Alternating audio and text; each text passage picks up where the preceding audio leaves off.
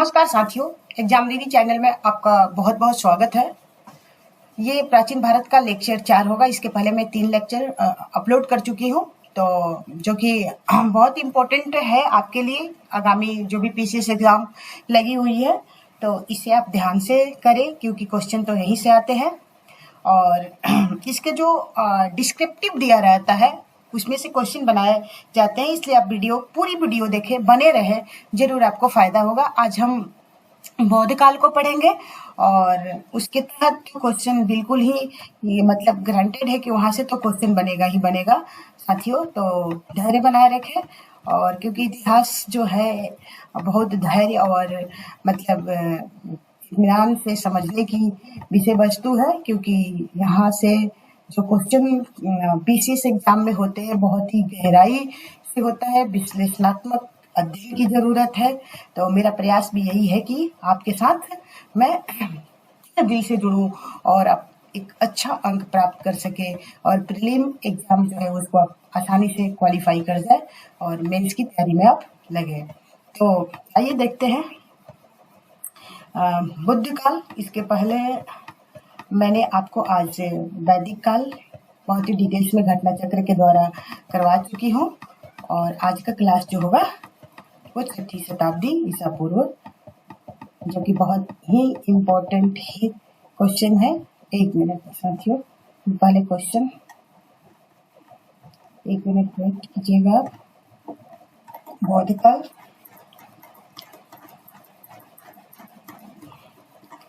Question साथियों, मेरा exam बिल्कुल ये जो एग्जाम दीदी चैनल है ये बिल्कुल ही नया है। आपकी कोऑपरेट की ज़रूरत है। अगर आपका कोऑपरेशन होगा तो निश्चित ही मुझे बहुत अच्छा लगेगा, ताकि मैं आपके साथ दिल से जुड़ सकूं। और मेरा हौसला अफजाई कीजिए और इस चैनल को आप प्रमोट करें, सपोर्ट करें, मैं आपसे उम्मीद करती हूँ। तो इसका नोट्स न पढ़ते हुए सीधे क्वेश्चन की तरफ आते हैं साथियों। तो सबसे पहले क्वेश्चन नंबर 1 देख लेती हूँ। गौतम बुद्ध का जन्म कब हुआ था? तो गौतम बुद्ध का जन्म जो हुआ था 563 ईसा पूर्व में हुआ था। और कहाँ हुआ था? कपिलवस्तु के निकट एक लुम्बिनी जगह है, वहीं पर उनका हुआ था। ये उनके पिता सुधोधन जो थे वो साक्यगढ़ के प्रधान थे, तथा माता जो उनकी थी माता माया देवी कोलिया गणराज्य से संबंधित थी। 29 वर्ष की अवस्था में उन्होंने गृह त्याग दिया, जिसे बौद्ध ग्रंथों में महाभिनिष्क्रमण की संज्ञा दी गई है। तो जो घर त्याग की जो उनकी प्रक्रिया है उसको महाभिनिष्क्रमण के रूप से जाना जाता है। ये इम्पोर्टेंट है आपके लिए, और कितना बार क्वेश्चन भी इससे आता है, तो इन सारी चीजों को आप जरूर ध्यान रखना साथियों। और गौतम बुद्ध की माँ किस वंश से संबंधित थी? उनकी माँ जो थी वो कोलीय वंश से संबंधित थी। और बुद्ध के जीवन की किस घटना को तो हो ही गया, महाभिनिष्क्रमण के रूप में जाना जाता है। तो क्या है? उनका गृह त्याग। इसी देखो क्वेश्चन को 2 तरह से पूछ लिया गया, तो अपना अगर कंसेप्ट सही रहेगा तो आप कर ले जाओगे। बुद्ध का जन्म हुआ था लुम्बिनी में हुआ था। कहाँ हुआ था? लुम्बिनी में। नेक्स्ट क्वेश्चन की तरफ आते हैं साथियों। तो नेक्स्ट क्वेश्चन हमारा क्या है? अच्छा, उनका देखो पढ़ लेते हैं इसको। गौतम के बचपन का नाम सिद्धार्थ था। इन्हें शाक्य मुनि, तथागत आदि नामों से जाना जाता है। आदि गुरु शंकराचार्य को प्रछन्न बौद्ध या छिपा हुआ बुद्ध मार्गी कहा जाता है था। अतः पार्थ, प्रछन्न, मिहिर, गुडाकेश भगवान बुद्ध के अन्य नाम नहीं है। याद रखना, पूछा जाएगा प्रछन्न। ठीक है, प्रछन्न बौद्ध किसे कहा जाता था? तो आदि गुरु शंकराचार्य को कहा जाता था। प्रछन्न, मिहिर, गुडाकेश जो है भगवान बुद्ध के अन्य नाम नहीं है। इस प्रकार अभिष्ट विकल्प ही है। किंतु छत्तीसगढ़ लोक सेवा आयोग ने अपने प्रारंभिक एवं संशोधित दोनों ही उत्तर पत्रों में इस प्रसंग भी जारी किया है। तो बुद्ध के कौन से क्वेश्चन था ये? क्वेश्चन नंबर 5 होगा। निम्न में कौन सा नाम बुद्ध का दूसरा नाम है? यही क्वेश्चन पूछा गया है कि निम्न में से कौन सा बुद्ध का दूसरा नाम है।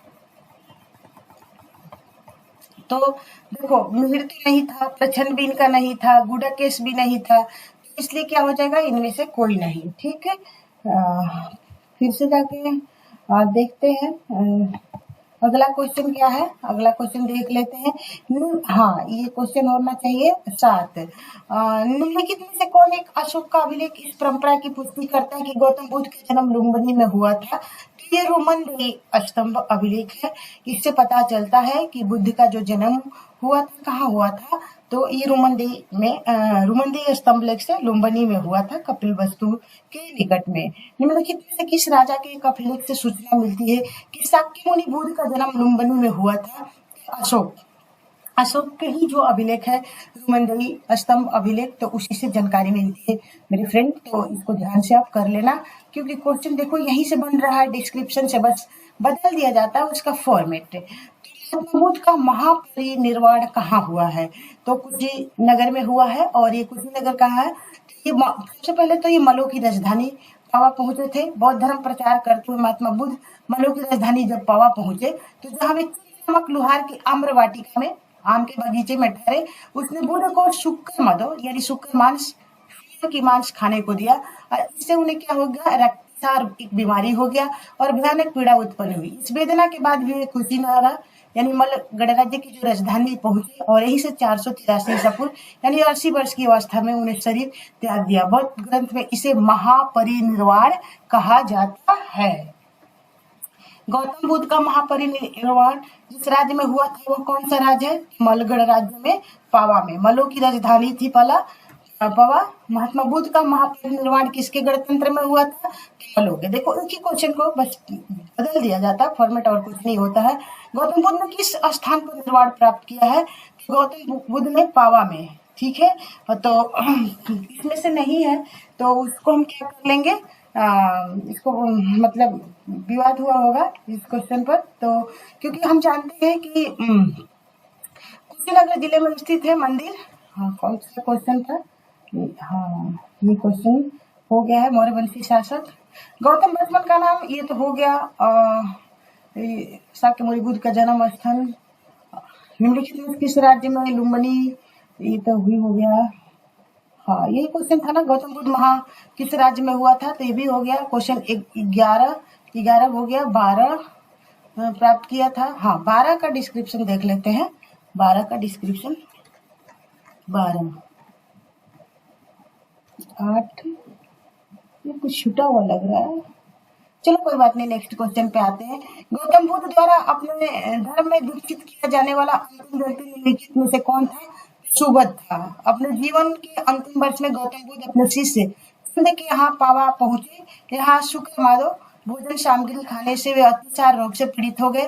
फिर वे पावा से कुशीनगर चले गए और यहीं पर सुबोध को उन्होंने अपना अंतिम उपदेश दिया था। बुद्ध द्वारा रूपांतरित निम्न व्यक्तियों में से कौन सा अंतिम था? तो कौन अंतिम था? सुबोध को उन्होंने अंतिम शिक्षा दी थी। बुद्ध ने अपने जीवन की अंतिम वर्षा ऋतु कहाँ बिताई थी? तो बुद्ध ने अपने जीवन के अंतिम वर्षा ऋतु वैशाली में बिताई थी। बहुत इंपॉर्टेंट है ये। 12 का जो क्वेश्चन था इसका डिस्क्रिप्शन यहाँ दिया है। गौतम बुद्ध ने किस स्थान पर निर्वाण प्राप्त किया? बौद्ध धर्म में सांसारिक दुखों से मुक्ति या दुख निरोध को ही निर्वाण माना गया है। बुद्ध को सांसारिक दुखों से मुक्ति यानी कि निर्वाण ज्ञान प्राप्ति के समय प्राप्त हुआ, जो कि बोध गया में प्राप्त हुआ था। ठीक है, इसीलिए कि गौतम बुद्ध ने किस स्थान पर निर्वाण प्राप्त किया था? मोक्ष की प्राप्ति की थी। तो इनमें से कोई नहीं। ठीक है, महापरिनिर्वाण दिया रहता तब कुछ किनारा हम कह सकते थे, परंतु निर्वाण मोक्ष की तो प्राप्ति ज्ञान प्राप्ति के बाद हुई थी। तो इसलिए हम इसका मतलब इसमें से जो ऑप्शन दिया हुआ है करेक्ट नहीं है, तो स्टार लगा दिया गया है। बुद्ध द्वारा रूपांतरित निम्न व्यक्ति में से कौन सा अंतिम था? तो ये तो सुबोध हो गया। बुद्ध ने अपने जीवन के अंतिम वैशाली में, और सबसे ज्यादा मतलब पूछा जाएगा कि बुद्ध ने कहाँ पर अपना समय वर्षवास व्यतीत किया था, तो सरवस्ती होगा। यहाँ पर क्या हो जाएगा? वैशाली हो जाएगा। नेक्स्ट क्वेश्चन, निम्नलिखित में से कौन सा एक बौद्ध मत में निर्वाण की अवधारणा की सर्वश्रेष्ठ व्याख्या करता है? तृष्णा रूपी अग्नि का समन, यानी कि लालच को क्या करना है? समन कर देना है। यही क्या है? निर्वाण है। बुद्ध ने निर्वाण को मन की उस परम शक्ति के रूप में वर्णित किया है जो तृष्णा, क्रोध और दूसरी विषादकारी मन स्थितियों से परे है। यह शांति तभी प्राप्त होती है सभी वर्तमान इच्छाओं के कारण समाप्त हो जाए और भविष्य में पैदा हो सकने वाली इच्छाओं का जड़ से नाश हो जाए। निर्वाण में तृष्णा और द्वेष के कारण जड़ से समाप्त हो जाते हैं, जिससे मनुष्य सभी प्रकार के कष्टों यानी दुख या संसार में पुनर्जन्म के चक्र से छूट जाता है। अतः विकल्प एक सही उत्तर होगा। अलार कलाम कौन थे? तो अलार कलाम बुद्ध के एक गुरु थे। ठीक है। महाभिनिष्क्रमण के बाद ज्ञान की खोज में, महाभिनिष्क्रमण मतलब उनके गृह त्याग की घटना को कहा जाता है। तो ज्ञान की खोज में महात्मा बुद्ध जो है अलार कलाम के आश्रम में पहुंचे तथा उन्हें दीक्षा ली। अलार कलाम के आश्रम में उन्होंने तपस्या की, किंतु वे इससे संतुष्ट नहीं हुए और अलार कलाम सांख्य दर्शन के आचार्य थे तथा अपनी साधना शक्ति के लिए भी विख्यात थे। ये भी पूछा जाता है कि अलार कलाम जो है, जो बुद्ध के प्रथम गुरु थे, वो किस दर्शन से संबंधित थे? तो सांख्य दर्शन। याद रखना, ये किससे संबंधित थे? तो सांख्य दर्शन के आचार्य थे तथा अपनी साधना शक्ति के लिए विख्यात थे। महात्मा बुद्ध ने अपना पहला जो धर्म चक्र परिवर्तन किस स्थान पर दिया था, यानी ज्ञान प्राप्ति के बाद पहला धर्म चक्र परिवर्तन उन्होंने कहा दिया था? तो ये सारनाथ में दिया था। ये बहुत ही ज्यादा इंपॉर्टेंट है, बहुत बार पूछा भी गया है। इसकी इंपॉर्टेंस को आप पूछे गए ईयर वाइज क्वेश्चन से समझ सकते हैं। ज्ञान प्राप्ति के पश्चात गौतम बुद्ध ने अपने मत का प्रचार प्रारंभ किया। उर्वेला से वे सबसे पहले ऋषि पत्तनम, जिसको वर्तमान में सारनाथ वाराणसी मतलब सारनाथ को बोला जाता है, जो वाराणसी के निकट है, यहाँ उन्होंने 5 ब्राह्मण सन्यासियों को पहला उपदेश दिया। इस प्रथम उपदेश को धर्म चक्र परिवर्तन कहा जाता है मेरे ब्रदर एंड सिस्टर, इसे ध्यान रखना। नेक्स्ट क्वेश्चन, अभी हम कितना क्वेश्चन कर लिए? 20 कर लेते हैं। 21 पे आते हैं। बुद्ध ने अपना पहला उपदेश कहाँ दिया? आपको पता ही है, कहाँ? सारनाथ में दिया था। सारनाथ में अपना प्रथम प्रवचन किसे दिया था? तो भी पता है, इन्होंने अपने महात्मा किसने दिया था? तो महात्मा बुद्ध ने दिया था। गौतम बुद्ध अपना प्रथम उपदेश कहाँ दिए थे? तो सारनाथ में दिए थे साथियों, जिसे धर्म चक्र प्रवर्तन के नाम से जाना जाता है। ग्रंथों में उल्लेखित धर्म चक्र परिवर्तन क्या है? ये है सारनाथ में दिया गया उनका प्रथम उपदेश। इसी को धर्म चक्र परिवर्तन के नाम से जाना जाता है। धर्म चक्र परिवर्तन किया गया था, कहाँ किया गया था? सारनाथ में किया गया था। सारनाथ में किया गया। बुद्ध ने सर्वाधिक उपदेश कहाँ दिए थे? सरवस्ती में। और पहला मतलब जैसे वे बुद्ध ने सर्वाधिक उपदेश कहाँ दिए थे? सरवस्ती में। और एक क्वेश्चन क्या था? 1 मिनट देखती हूँ, वैशाली वाला क्या था? सॉरी, हाँ, वैशाली वाला क्वेश्चन भी अभी आया था ना। हाँ, बुद्ध ने अपने जीवन की अंतिम वर्षा ऋतु कहाँ बिताई थी? सबसे ज्यादा वर्षा ऋतु तो सरवस्ती में बीता है, इस बात को याद रखिएगा। तो जहां वो बिताएंगे वर्षा ऋतु, वही ज्यादा उपदेश भी देंगे। ये भी कॉमन सेंस की बात है। दूसरी बात ये है कि उन्होंने अपना अंतिम वर्षा ऋतु कहाँ बिताई थी? तो वैशाली बिताई थी। ये क्वेश्चन बहुत इंपॉर्टेंट है। ये अभी हम आ जाए क्वेश्चन नंबर किस पे थे? हाँ जी, क्वेश्चन नंबर 21 कर रहे थे, हो गया। सारनाथ में बुद्ध ने अपना उपदेश कहाँ दिया? ये भी हो गया। ग्रंथों में उल्लेखित, हाँ, धर्म चक्र परिवर्तन क्या है? तो हो ही गया। ये था, बुद्ध ने सर्वाधिक उपदेश दिए थे तो सरवस्ती में। के लिए बुद्ध कौशाम्बी किसके राज्यकाल में आए थे? बुद्ध जो है कौशाम्बी को किसके राज्यकाल में आए थे? ये उदयन था। ठीक है, ये उदयन के राज्य में आए थे। और महात्मा बुद्ध वत्सराज उदयन के शासन काल में कौशाम्बी आए थे। यहाँ उन्होंने 9वां विश्राम किया। उदयन ने पिंडोला भरद्वाज के प्रभाव से बौद्ध बनने के बाद घोषिताराम विहार भिक्षु संघ को दान दे दिया था। तो घोषिताराम विहार कहाँ था? तो ये कहाँ था? ये याद रखना, कौशाम्बी में था। ठीक है। बेलवन विहार कहाँ था? तो इसी तरह पूछा जाता है क्वेश्चन की बेलवन विहार का संबंध किससे था?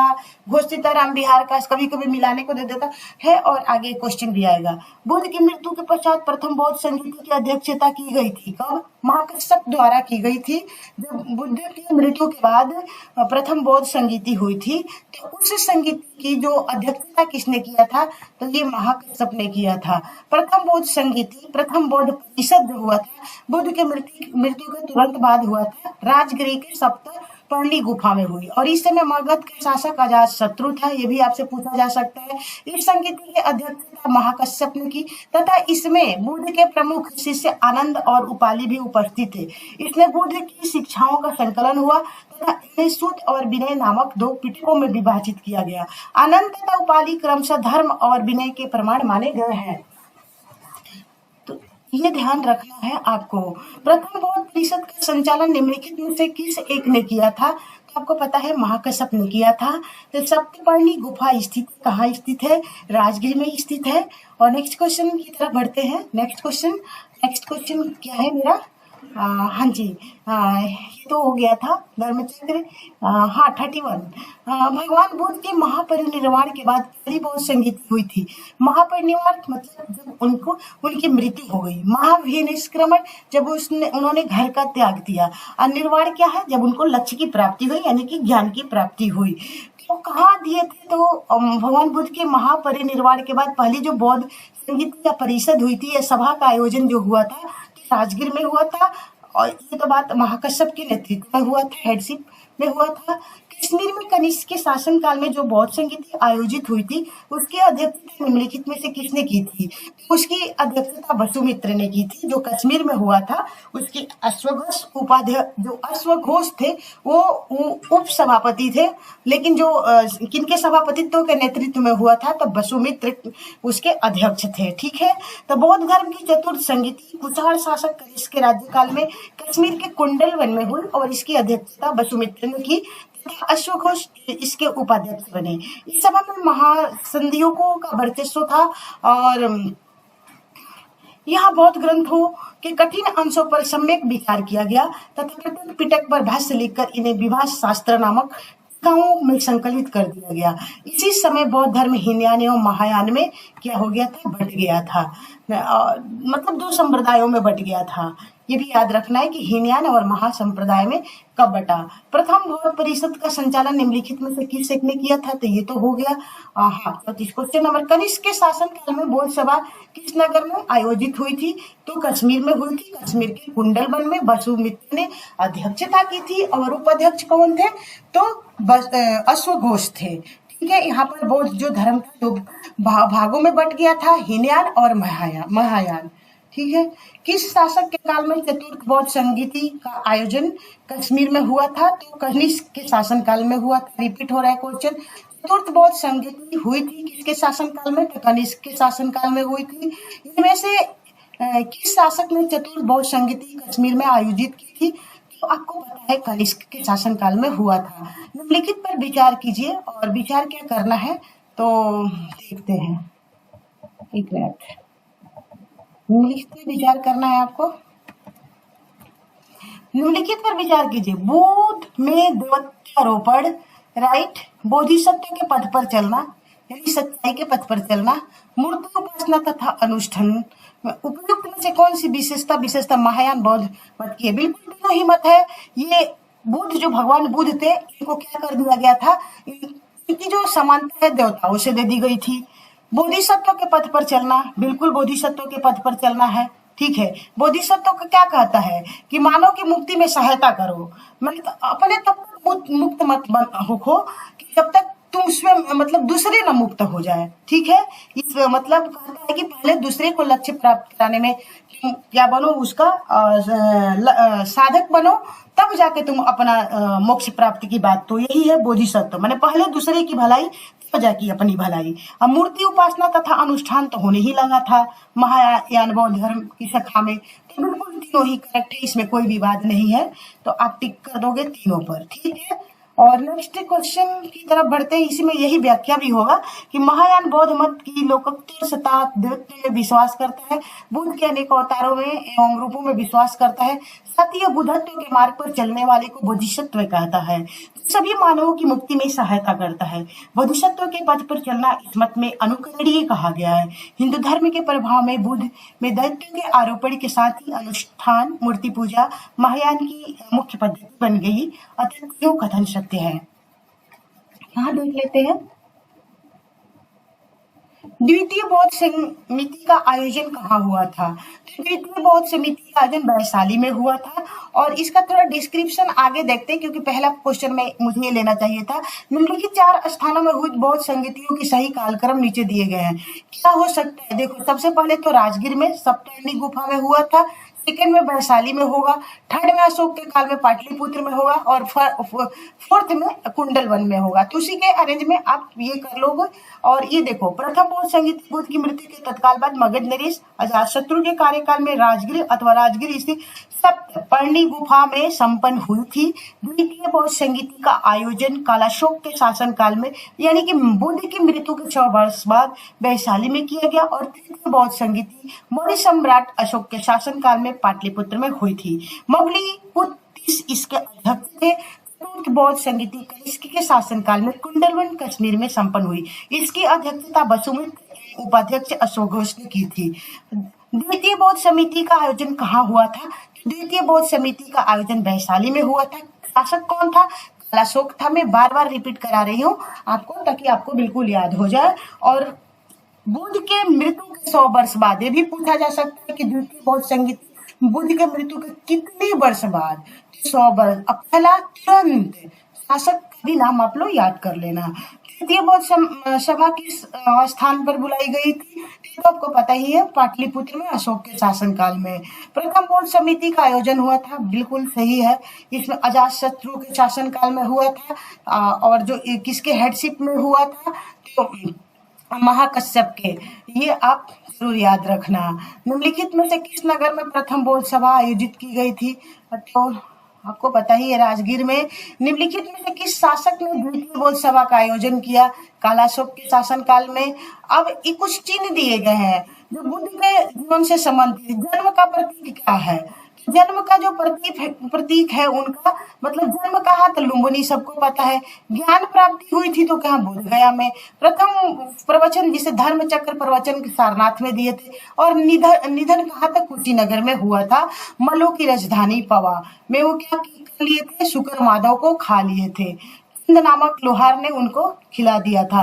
महात्मा बुद्ध का जन्म 563 ईस्वी पूर्व में कपिलवस्तु के समीप लुम्बिनी में हुआ था। बोध गया में वैशाख पूर्णिमा की रात को उन्हें ज्ञान प्राप्त हुआ। और काशी के ऋषि पत्तनम में उन्होंने प्रथम उपदेश धर्मचक्र प्रवर्तन दिया। एवं कुशीनगर में उनका निधन हुआ, जिसे बौद्ध साहित्य में महापरिनिर्वाण कहा गया है। भारतीय कला में बुद्ध के जीवन की किस घटना चित्रण मृग सहित चक्र द्वारा हुआ है?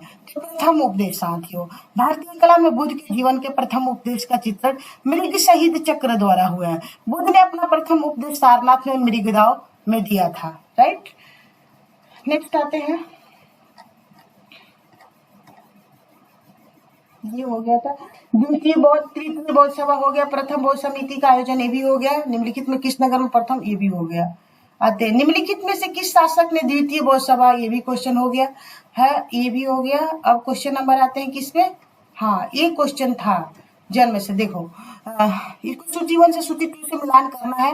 तो जन्म क्या है इनका? जन्म से संबंधित कौन सा प्रतीक है? तो महाबोधि, प्रथम प्रवचन, तो इसको पकड़ लो। धर्म चक्र परिवर्तन, ठीक है। उसके बाद त्याग, मतलब घोड़ा, ठीक है। महाबोधि, बोधि वृक्ष है। और जन्म क्या है? कमल से संबंधित है, ठीक है। इसको देख लेना। जन्म है क्या? कमल। प्रथम प्रवचन धर्मचक्र परिवर्तन, महाबोधि बोधि वृक्ष, और गृह त्याग घोड़ा के पदचिन्ह, ठीक है। करमापा लामा तिब्बत बुद्ध संप्रदाय के किस वर्ग का था? तो वही था कयुंगपा। ये क्वेश्चन नहीं पूछा जाएगा, बस एक बार पूछ दिया।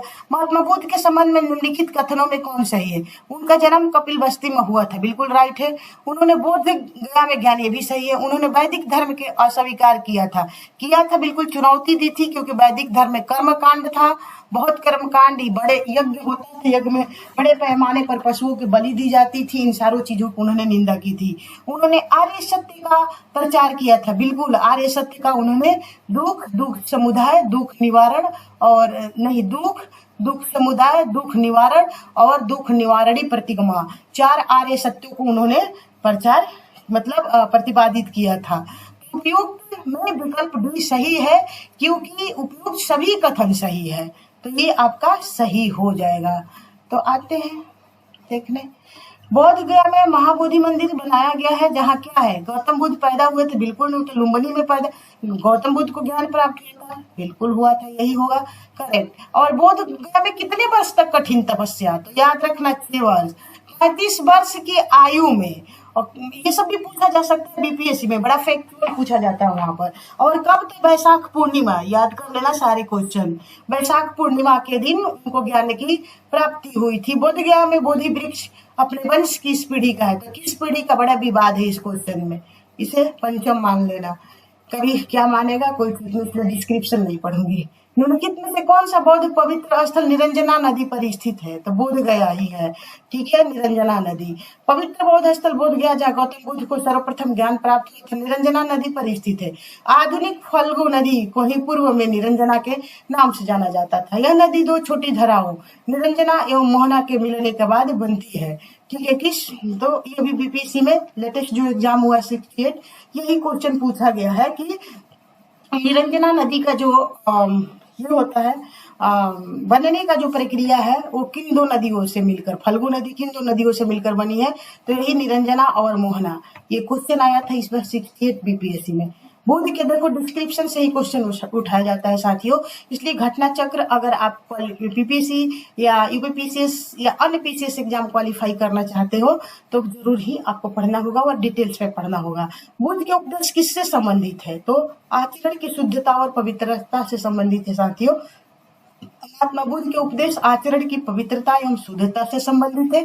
बुद्ध के उपदेश में आत्मा संबंधी विवाद नहीं है। धार्मिक कर्मांडों की बुद्ध ने आलोचना की है, यानी कि कर्म में बुद्ध धर्म विश्वास करता है। ये आत्मा के बारे में नहीं, आत्मा संबंधी तो विवाद ही नहीं है, तो ठीक है। तो लेकिन कर्म मानता है और पूर्व जन्म और कर्म में विश्वास करता है, लेकिन ये आत्मा में विश्वास नहीं करता है, ठीक। इस बात को जरूर आप ध्यान रखना, भी पूछा जा सकता है। तो कर्म और पुनर्जन्म, निम्नलिखित में से कौन बुद्ध के जीवन काल में ही संघ का प्रमुख बन गया था? ये बनना चाहता था, तो देवदत्त था। देवदत्त बुद्ध का चचेरा भाई था। वो पहले उनका अनुगत बना, मतलब शिष्य बना, और फिर उनका विरोधी बन गया।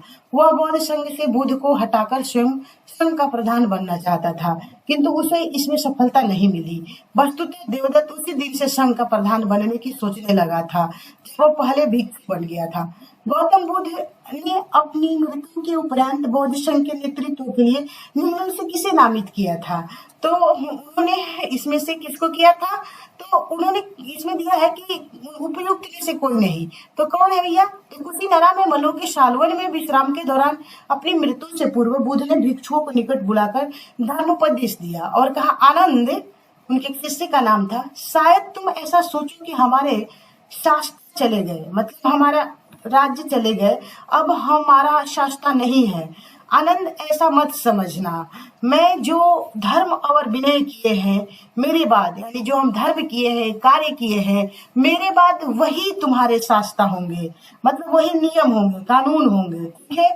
इस प्रकार स्पष्ट है कि बुद्ध ने अपनी मृत्यु के उपरांत बौद्ध संघ के नेतृत्व के लिए किसी को नामित नहीं किया था, बल्कि अपने उपदेशों, धर्म एवं विनय को ही मार्गदर्शक बताया था। साथियों, इस बात को आप बहुत बढ़िया से याद कर लेना। अष्टांग मार्ग की संकल्पना अंग क्या है?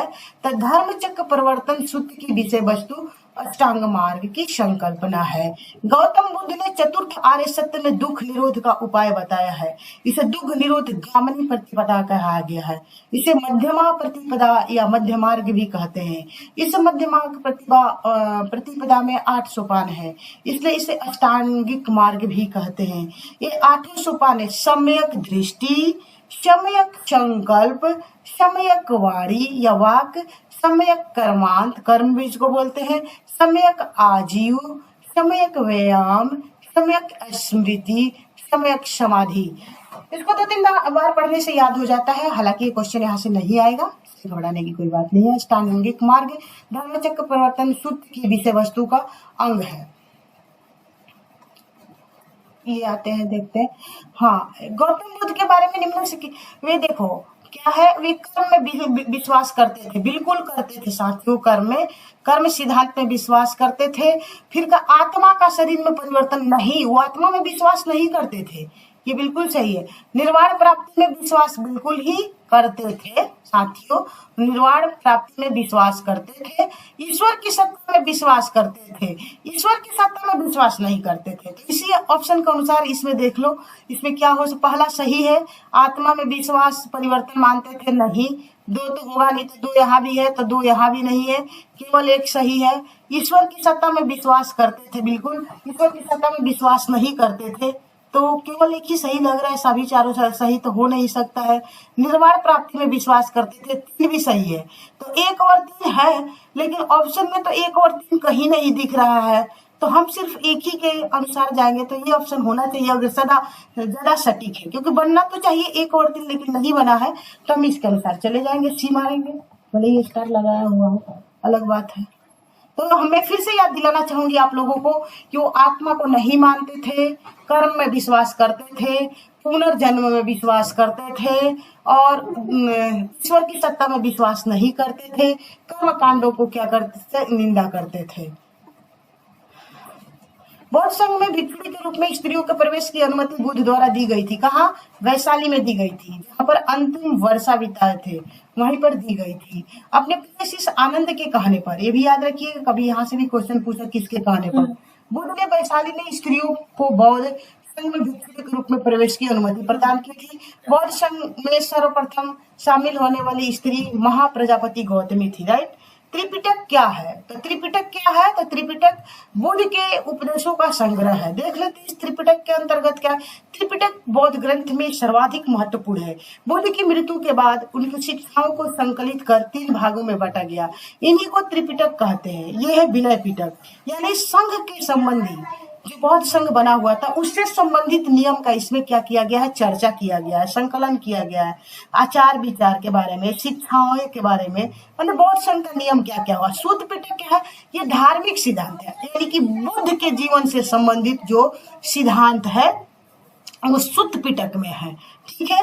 अभिधम पिटक में क्या है, दार्शनिक सिद्धांत दिया गया है। इसको बहुत ही अच्छी तरह से आप याद कर लेना कि जो विनय पिटक है, विनय इसमें संघ के नियम दिए गए हैं, आचार विचार दिए गए हैं, शिक्षाएं हैं बौद्ध धर्म से संबंधित, लेकिन शुद्ध पिटक जो है बुद्ध मतलब महात्मा बुद्ध से संबंधित घटनाओं को क्या करता है, व्याख्यायित करता है। त्रिपिटक ग्रंथ किस धर्म से संबंधित है? तो आपको पता ही हो गया, बौद्ध धर्म से संबंधित है। नेक्स्ट क्वेश्चन आते हैं 61 पर। त्रिपिटक किसकी सर्वाधिक पुस्तक? आपको बौद्ध पता चल गया बार बार। त्रिपिटक निम्नलिखित में से किससे संबंधित है? त्रिपिटक ये किससे संबंधित है? तो बौद्धों से। एक ही क्वेश्चन रिपीट होगा।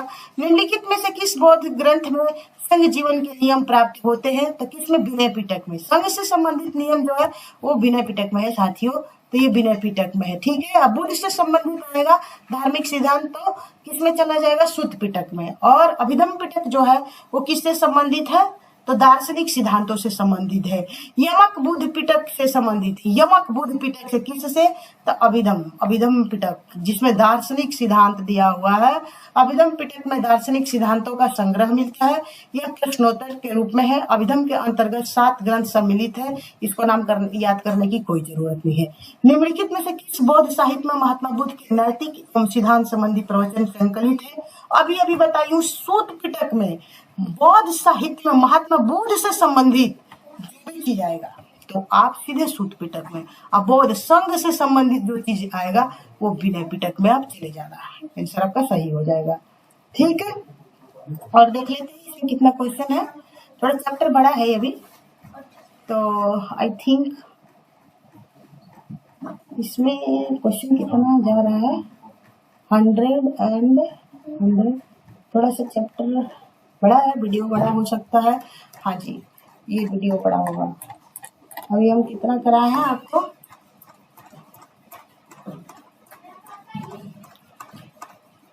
नेक्स्ट क्लास में मैं सेकंड पार्ट लेती हूँ क्योंकि वीडियो बहुत बड़ा हो जाएगा, तो इसलिए अभी अगले क्वेश्चन में कंटिन्यू करूंगी, क्योंकि एक दिन इतना मतलब माइंड में इसको रिमाइंड करना थोड़ा सा मुश्किल आपके लिए हो जाएगा, तो मैं ये स्टॉप करती हूँ। Thank you watching for this video, have you nice day.